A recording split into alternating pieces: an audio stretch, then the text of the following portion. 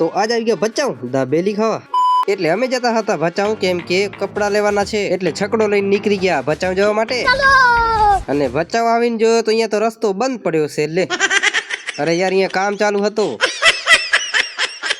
એટલે અમે ગયા ગેટ કનેથી, અને હું જઈને જોયો તો ગેટ પણ બંધ પડ્યો છે. લે અરે યાર, કિસ્મત તો જો. હવે શું, રેલગાડીની વાટ જોઈ. 1 minute later. પછી એક તો રેલગાડી આવી ગઈ, અને હજી બીજી પણ આવવાની હતી. અને બીજી રેલ આવી તો કેવી, જો એક જ ડબ્બા વાળી. લે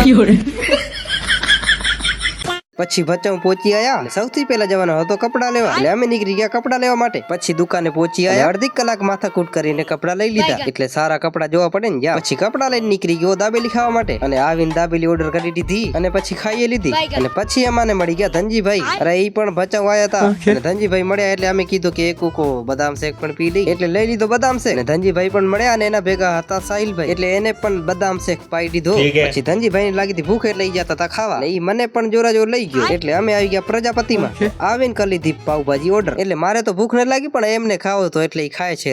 તો હમણાં દાબેલી ખાધી હતી ને. પછી પાવભાજી ખાઈને ધનજીભાઈ ને કરી દીધો બાય બાય, કેમ કે ઈ કાક કામ હાટું આવ્યો તો. પછી આવી ગયો મોબાઈલ વાળી દુકાને, કેમ કે ફોન નો કાચ પણ તૂટી ગયો હતો, અને વસ્તુ પણ લેવાની હતી. અને આપણી વસ્તુ હતી ઈયરફોન. એટલે ગ્લાસ અને ઈયરફોન લઈ લીધા.